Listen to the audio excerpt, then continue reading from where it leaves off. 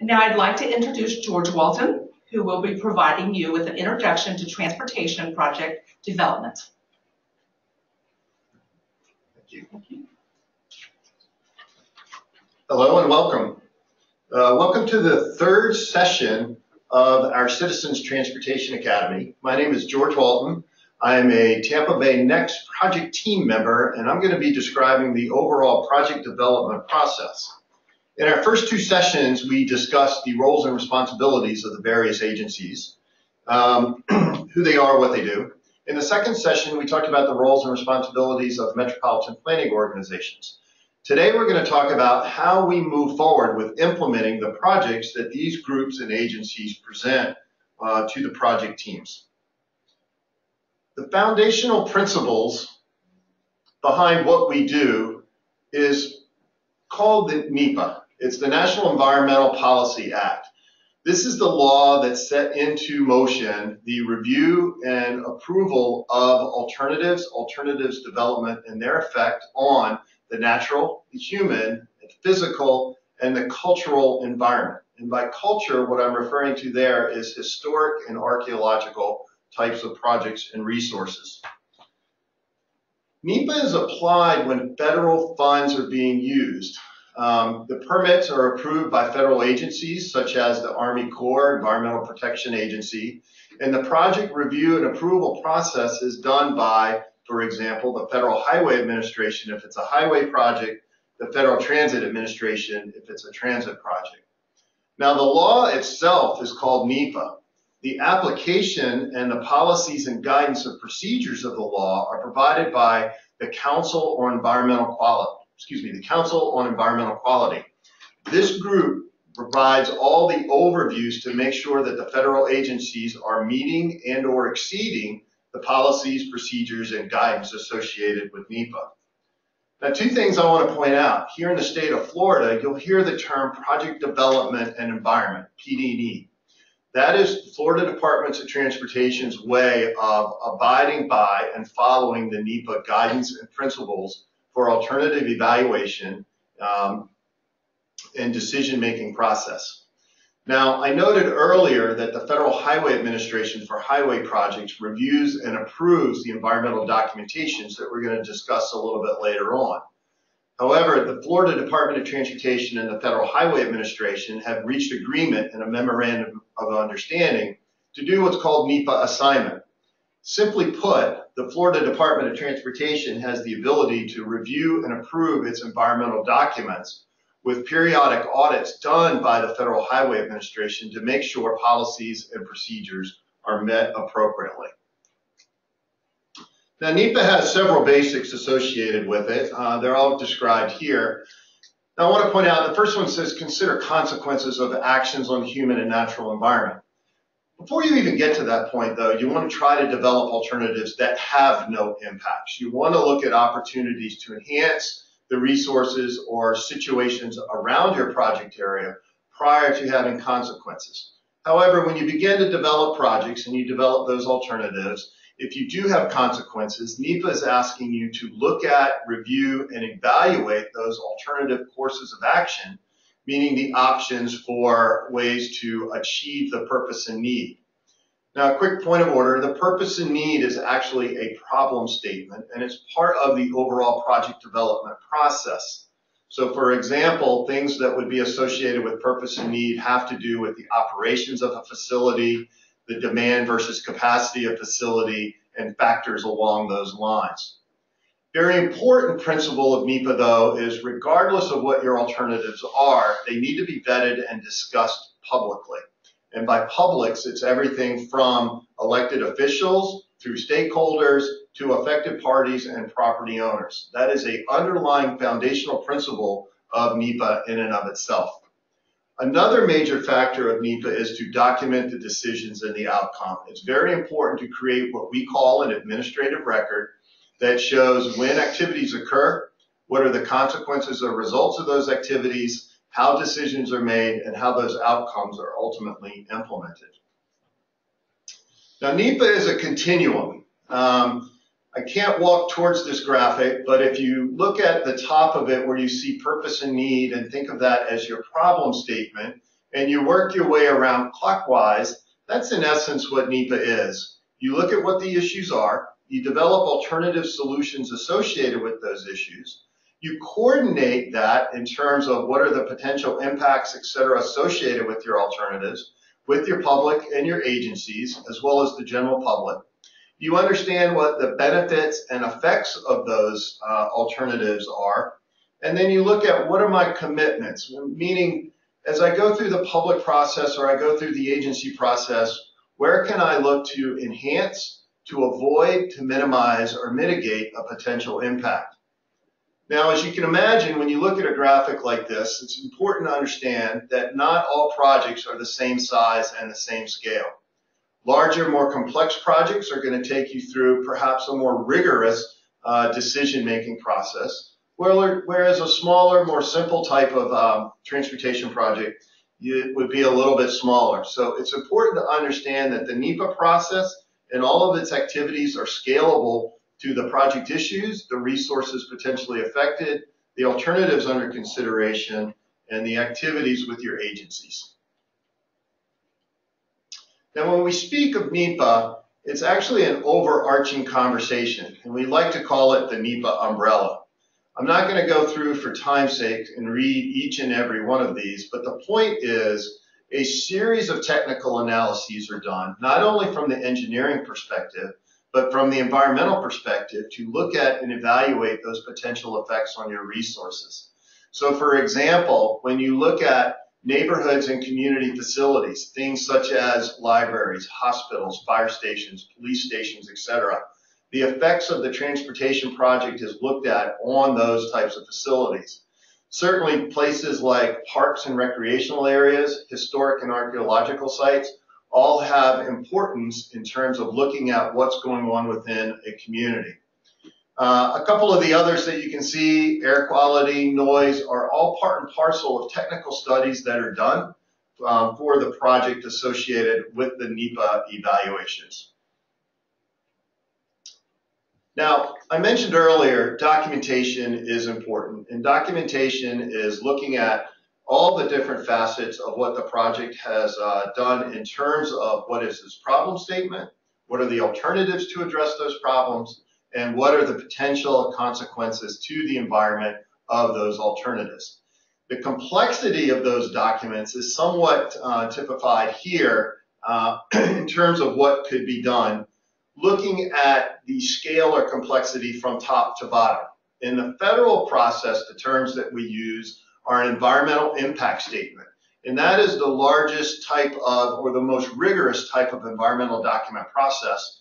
And they're usually done when there's significant effects to the man-made or the natural environment. If you don't know what those effects are, or you're not sure the amount of those, the process you would follow through is what's called an environmental assessment. And that tool goes through and looks at the potential impacts. And at some point in the process, you make the determination of those those impacts are significant, which would elevate you into an environmental impact statement.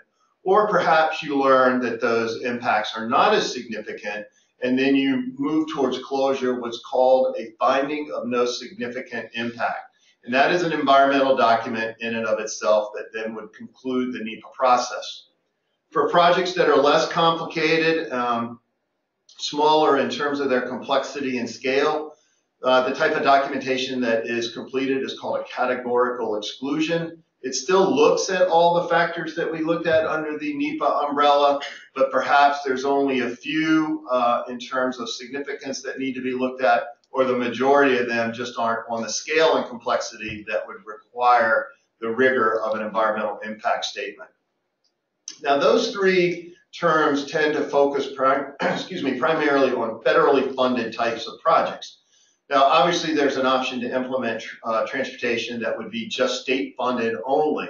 If it were to follow a state funded process, you still have NEPA steps and requirements to go through, and they would be documented in what's called a state environmental impact report. So key to understand, you have federal agency involvement with federally funded projects, and you have state agency roles and responsibilities as well without federal funds.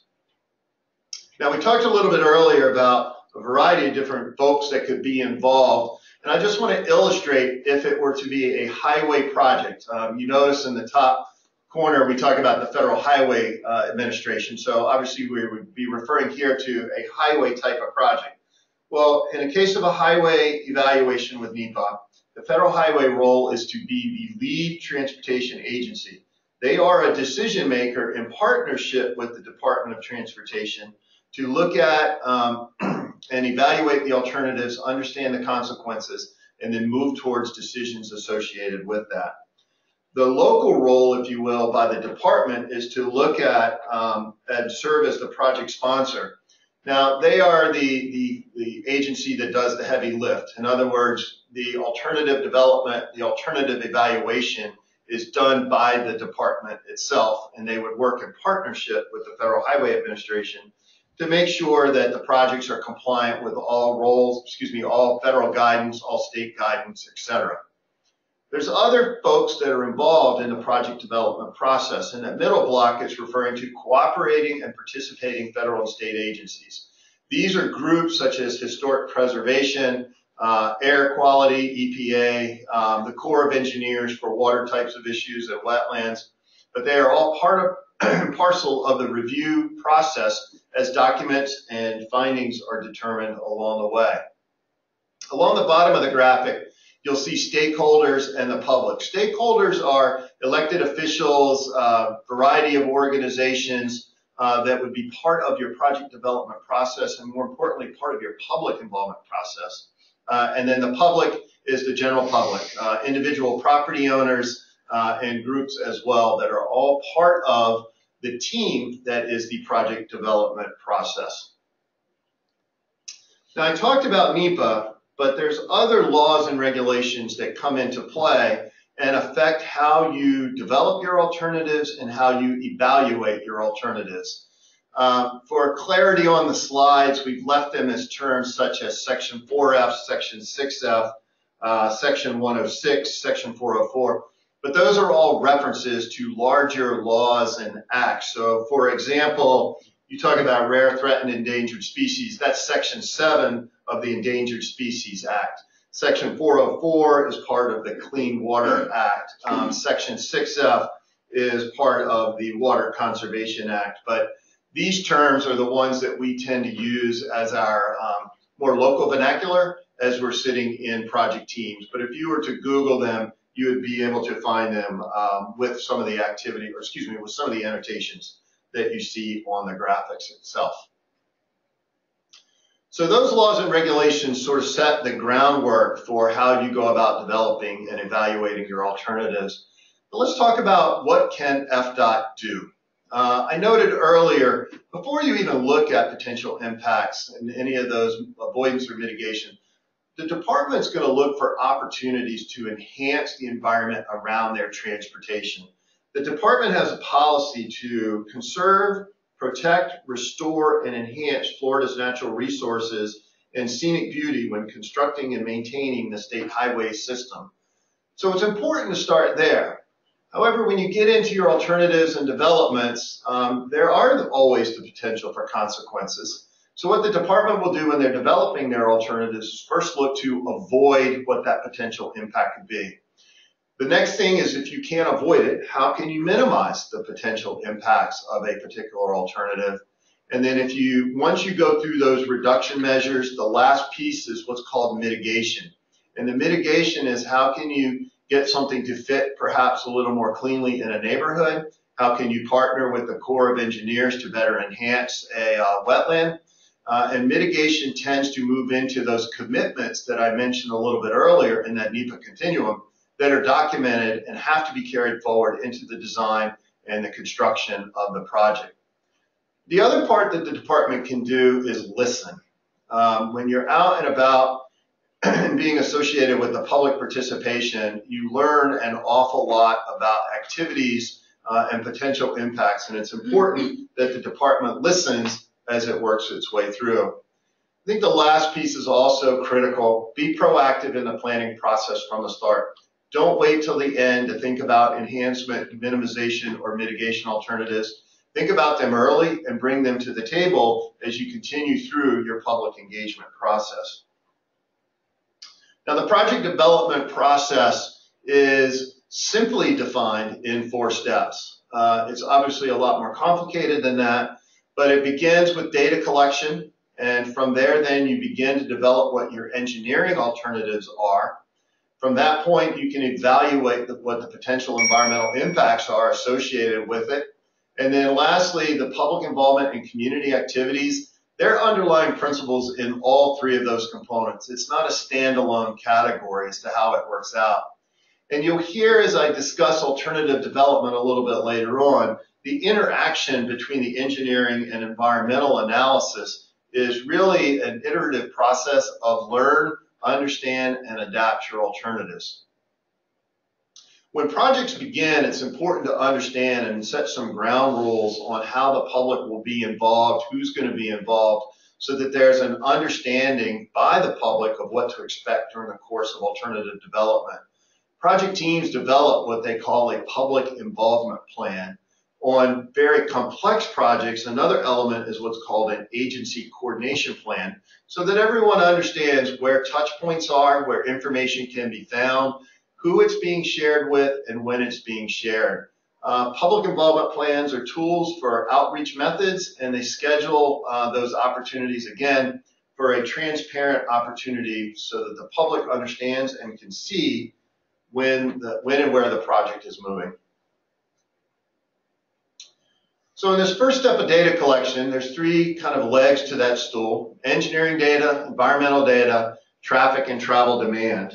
I'm not going to go through a huge laundry list, but some of the types of things that you collect during engineer data collection has to do with existing roadway and bridge plans, existing right-of-way information, crash data, bike ped information of where facilities are or perhaps where there's gaps missing in those systems, utility locations, and things such as pavement conditions, etc.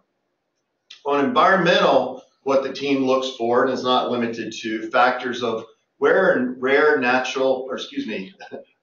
endangered, and threatened in species located. What is your land uses? Where are there minority or low-income populations? Where are historic and cultural features? Where are components associated with noise and noise-sensitive sites? So you go through and you begin to develop all that information as well and prepare base maps on that information. And then certainly one of the things that the department looks at is existing and projected traffic and travel demand so that analyses can be conducted later on. Now once you have the data, the project need, which is your problem statement, you begin to move forward with alternative development. Now, one of the things when you look at the alternatives are they sort of graduate in terms of complexity. One thing that the project team will always evaluate and carry forward is what's called the no-build alternative. So that is, if you did nothing, what would be the outcomes and how could your transportation system operate? The next step up is what's called transportation systems management and operations. So there's the old adage, can you get a little more juice out of a squeeze? What this is looking at your infrastructure, your transportation system, and look for ways to maximize the operations without significant, if you will, capital expenditures. These are more modest types of improvements. In some cases, they would be improvements at a ramp terminal or the end of a ramp if it were an interstate project. If it was an intersection, maybe adding a left or right turn lane. So they're modest types of improvements. Then you would move into the larger types of alternatives, which would be your build alternatives. And it's important to understand that those alternatives can be and will be multimodal. So when you look at potential highway improvements, you also look at opportunities for transit or transit enhancement as you develop the opportunities. And we learned in discussions with the MPO and in those training sessions that the department is not moving forward with alternatives that aren't consistent with local comprehensive plans and long-range transportation plans. So you can see here, as the alternatives are being developed, there's the ongoing partnership with the cities, the counties, and the regional planning groups to develop and evaluate your alternatives. So you can imagine going through a project development process, very large screening graphic here in front of us. But what it indicates is when you start at the very beginning and you have your problem statement, you really try to develop an entire range of alternatives, some that work perhaps well from an operations perspective, some that don't. But you put them all together and you compare them against your purpose and need statement, or in some cases there may be fatal flaws, that they have such a significant impact to a particular feature that they don't get carried forward for further evaluation. So what's illustrated here is the life cycle of alternative development. There tends to be in project processes the screening of different alternatives at different milestones. So you'll see it here as initial or further screening. In some places you'll hear it called Tier 1, Tier 2, Tier 3 screening. But the point of the matter is you look at and you assess the alternatives, you listen to the public input, you listen to agency and stakeholder input, and you make choices as to what gets carried forward to the ultimate decision of having a recommendation on a preferred alternative. Those decisions, though, are balancing a lot of voices and a lot of thoughts and opinions. Quite frankly, a very, very difficult thing to accomplish, particularly on complex projects. As you can see in front of you, a few of the factors that weigh into the overall decision-making process, from transportation effects and operations, to resource impacts, etc., to stakeholder and agency and public input, construction effects, and project costs are part of how you balance out the overall decision-making process. Now, I know this may be a little difficult to see, particularly from where I'm standing, but a sample evaluation matrix of how projects look. A lot of projects will go through a variety of scales of public involvement activities. If a project were to go to a public hearing, you could certainly expect to see displays similar to what you see in front of you, where in this case you're looking at a lot of the environmental resources for potential impacts. So to illustrate, if you have an historic property or historic area, you might look at the number of properties that are affected, the number of structures that are affected, the number of potential relocations that are affected, so that decision makers can see in simplistic table format a comparison of alternatives and potential alternative impacts. Now, depending on the size and scale of the project, an alternatives workshop may or may not be held. The more complex the project, the greater opportunity for public engagement through a tool such as a workshop. But the key here is you're presenting where you are at a moment in time to the public. You get a better understanding of where the alternatives are, how they're being developed, how they're being evaluated, what are findings at the particular moment, and then how to gather and get some greater input so that you can refine your alternatives. So this would be a larger type of gathering. Supporting workshops are things such as community working groups, neighborhood association meetings, and a series of other tools and techniques for outreach. Coming out of a workshop, what the project team would do is refine the concepts for the alternatives based on the feedback received at that particular meeting. They'll look at adjusting the alignments. They'll look at adjusting a variety of different things to enhance the engineering aspects of the project to either avoid, to minimize, and reduce those particular impacts. Now, depending on the project scale again, you might be able to come out of the workshop with an understanding of what is moving towards what could be your recommended alternative. Again, I point out complex projects, you're probably not going to be able to do that quite so early in the process. But if it's a more modest or a really straightforward type of project coming out of the workshop, you may well have a good idea of what a recommended alternative is. But as you begin to identify what that recommended alternative is, it's important to think about what public comment have we gathered? What agency comments have we gathered? How does that affect the decision making on the alternative development and perhaps enhancements associated with it? And then we'll always continue to have that additional input fact until the decision is made on your alternative. So the project team will take that type of information. It will work to develop a potential for a recommended build alternative. If a build alternative is identified, that could be taken to a public hearing. If more than one alternative is still being carried forward, then all of those options would be carried to a public hearing for review and comment. But important to note, the no-build alternative will be carried forward to the bidder end.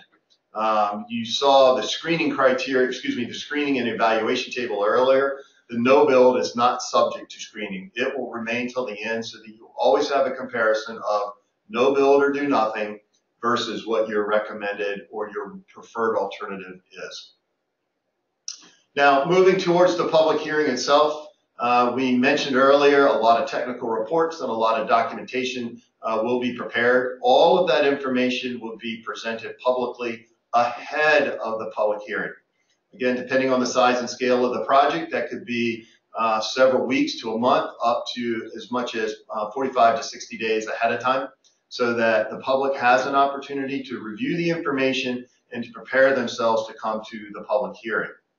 Now, at the public hearing itself, all the alternatives would be presented. If decisions had been made since the workshop, that information would also be shown, perhaps on options that were recommended to be dropped from further consideration.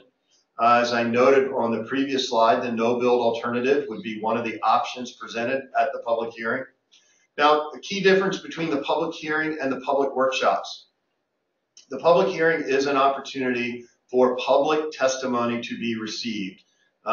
Generally speaking, that would be a microphone, a podium. Members of the public would have 2 to 3 minutes or so to speak on the record on their thoughts and opinions on a particular project. That public record does not end on that specific evening with the public hearing. The comment period tends to last a couple of weeks after to make sure that we're gathering and collecting the information appropriate to help decision makers make the decisions on a preferred alternative. Very important part of the process. It started with the development of the public involvement plan, and it moves its way to closure with the public involvement summary. Now, this documents the entire public outreach program, where the team went, what they heard, types of things, types of information exchanged. But I want to point out it's hearing what the issues were raised by the community and how the team addressed them. Because how the team addressed them becomes part of how then the commitments get made for a project.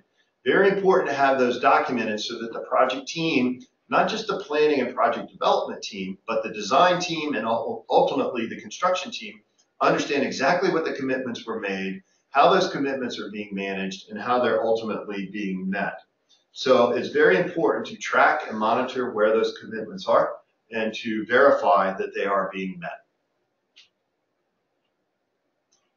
Now, I will say before I jump into this slide, it talks about a final environmental impact statement, and that goes back to kind of the higher classification associated with the environmental document process. But I would point out that the process remains the same. The underlying principles and foundational thinking of NEPA still applies kind of across the board on this particular slide. So how you move forward with your final documentation and how you ultimately get your decision, record of decision, or if it were through the NEPA assignment that I discussed a little bit earlier, the term you would hear would be location design concept approval.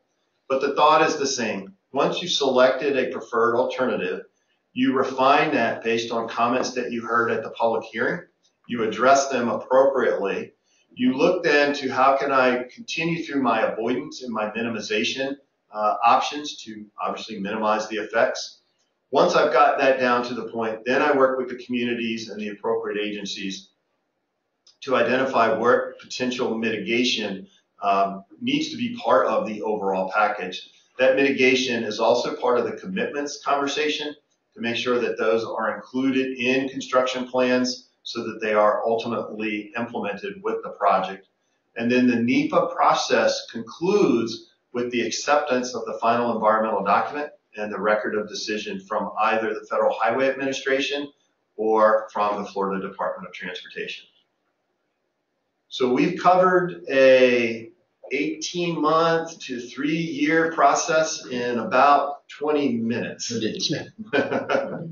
So I would like to open the floor to questions. Okay, we have one question that came through about the general public versus stakeholders. It says, since the public pays for and are affected by the projects, aren't we the stakeholders? Elected officials and other groups should be designated. Can you talk about how you determine who stakeholders are versus kind of general public input? Yes, the question, I don't know if everyone was able to hear, what's the difference between general public and stakeholders in terms of the public involvement process? So stakeholders they tend to be groups or agencies associated with particular projects. I know there's not a fine line between the two because the general public obviously is a stakeholder as property owners, as small business owners.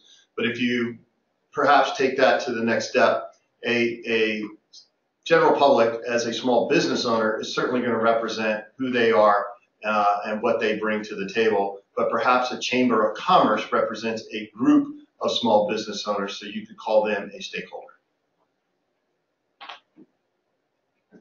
How do you measure success in terms of meeting purpose and need? Like when you're doing this alternative evaluation and you've got your problem statement, how do you measure its effectiveness in meeting that?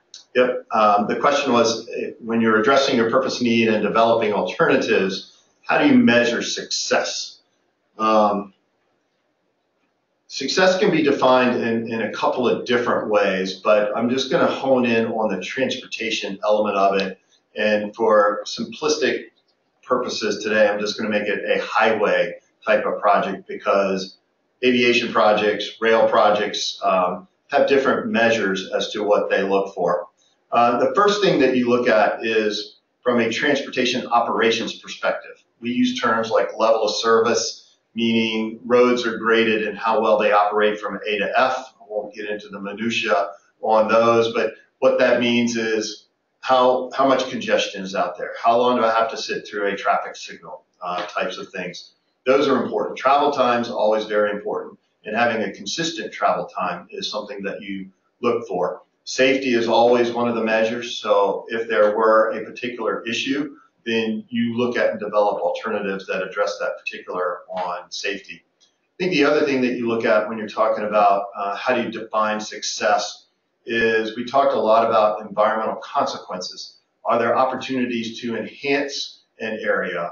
Take, for example, you have a poor quality wetland that's adjacent to a facility. If you move forward with a transportation improvement, perhaps there's opportunities to enhance that particular wetland and do a variety of different things to make it a higher quality, higher functioning type of facility. So success can be found in a lot of different ways throughout the course of the transportation project. I'd like to bring up a project that's ongoing, and it involves Gandy Boulevard. And they're building, or they're planning to build a 2-lane highway on Gandy, okay? And we know it's a two bridges at the end, and we know there are 2 or 4 lanes coming to Gandy. So the idea of 2 lanes coming to 1 lane and then going to 2 bridges leaves the point, the obvious point, is that they're going to build the second bridge later. I mean, that's a no-brainer. I mean, that's logical, right? So just to clarify, are you speaking of Gandy or Howard Franklin? Gandy. Okay. So you can't justify, unless there's a game plan involved with the community, that if you build the cheapest one first, you offer the least expensive option. That means 2 lanes, because that is sellable as compared to 4 lanes, which would be more expensive, which would be the right thing to do, right? And the point being that they're not being, how would you say, honest with the public in a sense that they're going to come back later and build the other 2 lanes. That is a given. That's going to happen. But when they do that, okay, when they put in the second westbound lane, they're going to have to buy up all that commercial property on the north of Gandy, which runs the price way up. Okay, but it's sort of like a finesse. They're finessing, in my opinion. The point being that is, how do you deal with that? How does the public deal with that? Because the public was said, and FDOT designed a cut and cover. Okay, they actually designed a cut and cover about 15 years ago, and it was presented, and as a result of the cut and cover, we think FDOT walked away from the whole project, and then it was taken over by the Expressway Authority. And then the Expressway Authority, instead of doing what they should do, is be honest with 4 lanes, 2 westbound and 2 eastbound. They've only offered the 2 lanes down Gandy, which is the cheapest thing, but later they're going to have the more expensive thing, and that completely destroys the community. And in other words, the people living who have businesses on the north side of Gandy, right? Well, what is their property going to be worth? And when is that property sold to put in the second bridge? So my question is, how does the public deal with that? How do we deal with that? How do we get the truth of what's happening down there out into the public so we can all see what's going on? Why isn't it, how would you say, the better thing to do, the right thing to do? Well, not to get into specifics on a unique project, but I will touch on that because I know it did go through a project development process, just like we discussed. There was pretty significant public involvement that was part and parcel of everything that happened, and the results of that public involvement and project development process concluded with building an aerial facility down the middle of Gandy Boulevard. Well, we know that, and we also know that that does not enhance the community, and the community really didn't want it. They didn't want it 15 years ago. They don't want it now. And the reason why they're able to sell it that way is because, in our opinion, that is the least expensive. But to be honest with the public is what we're saying here, to be forthright, to be truly transparent. They should have said, well, we're going to come back, and we estimate we'll come back in 10 years and build a second bridge, okay? That's what you call being honest with the public, being forthright. But they're not forthright. I think to be fair to this particular forum, let's take that conversation offline and let's engage Thea on that, because I think it would be most appropriate for you to hear from them rather than me talking from a 10,000 foot level out of a citizens transportation academy. Well, this is real world. This is timely. It is. Thank you. But I don't think, let's take that offline. Okay. One of the other questions that came through was about a bus system and considering buses and transit. Can you talk about how you develop multimodal options? Yes, the question was, how do you develop multimodal options in the project development process? We talked earlier about the relationships with the long-range transportation plan, and we talked about partnerships with city, county, and regional planning agencies. As you look back and set long-term goals and you look at land use, certainly those long-term plans are including both highway and transit alternatives. Now, in some cases, those are the larger, more capital-intensive types of things. But if you work your way down to a variety of different project levels, when you look at a purpose and need statement and you look at terms such as mobility, multimodal options are part of the overall solution package. So when you develop those, you look at how do they address the purpose and need, what are their performance measures, and then you perhaps get to a point where a project finds itself at a crossroads. And this gets into which agency implements a particular component of that.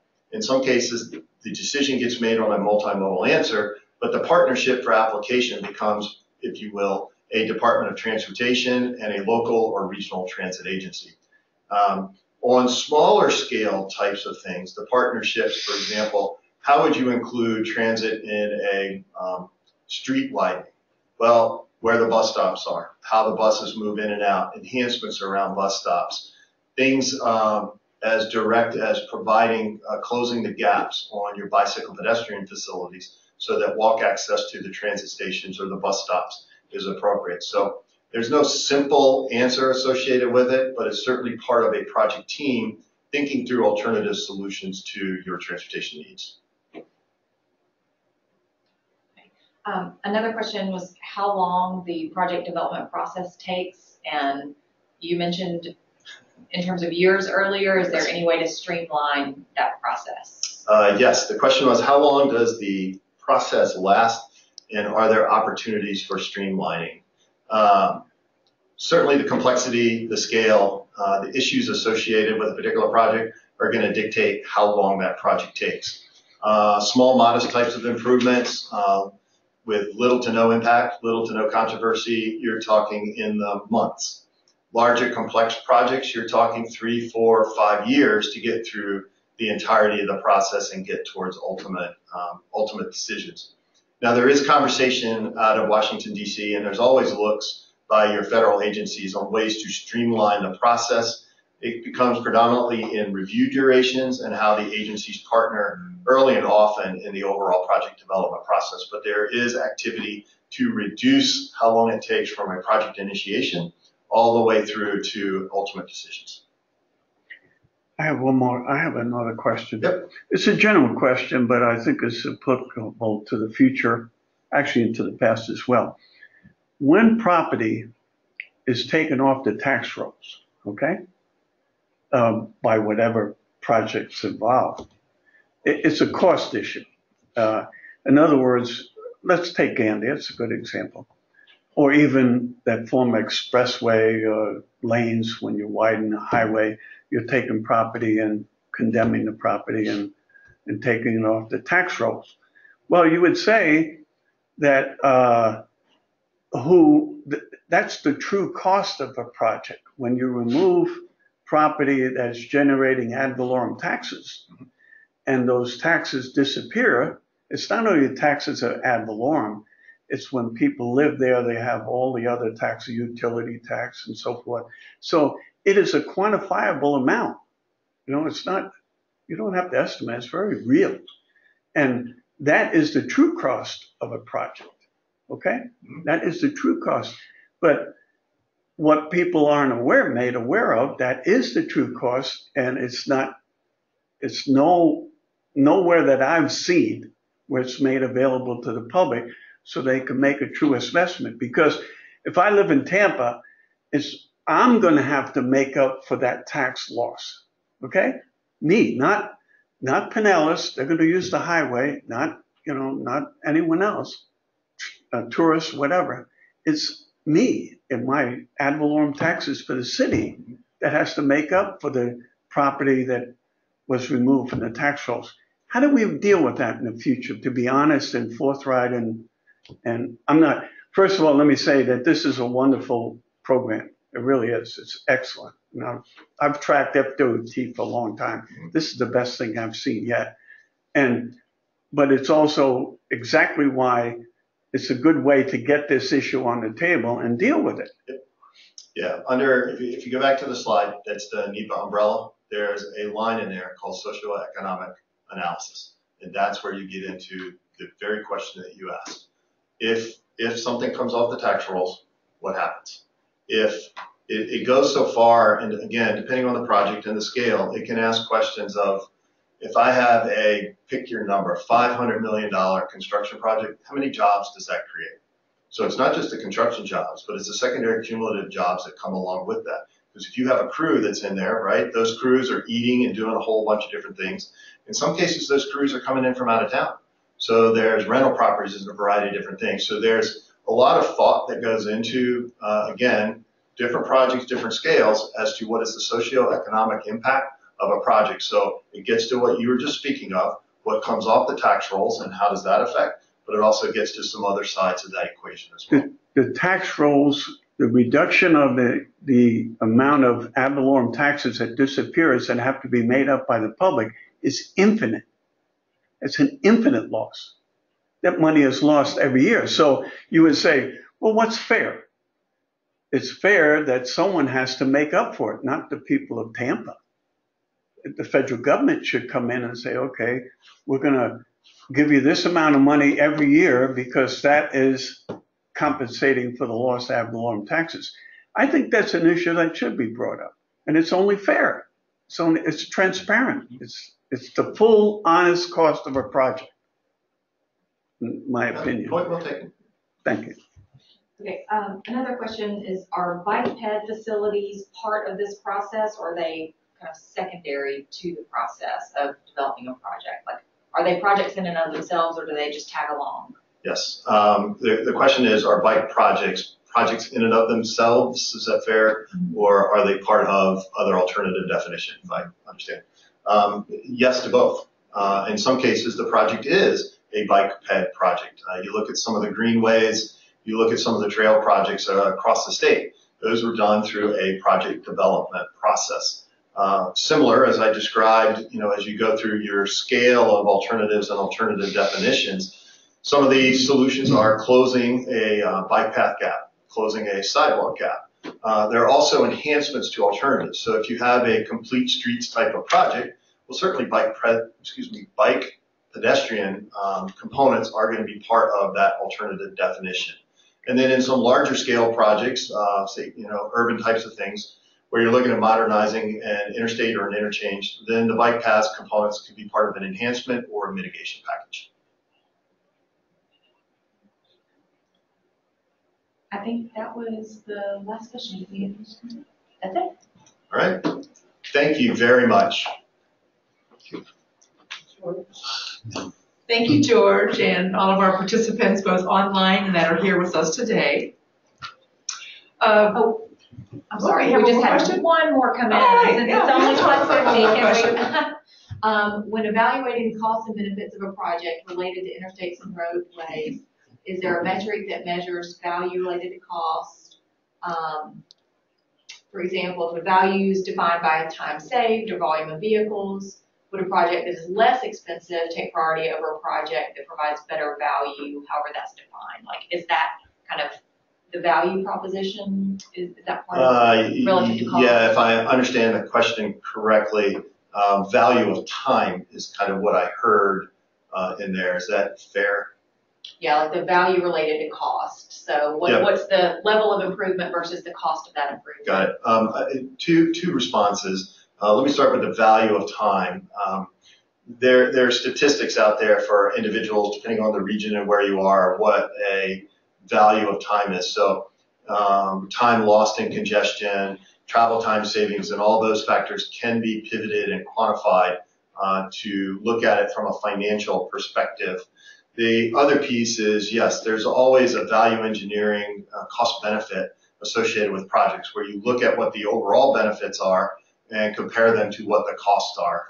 It's not just the capital cost, it's the operating cost and those types of factors. So again, depending on the complexity of the project, the level of effort answering those types of questions is project appropriate and project specific.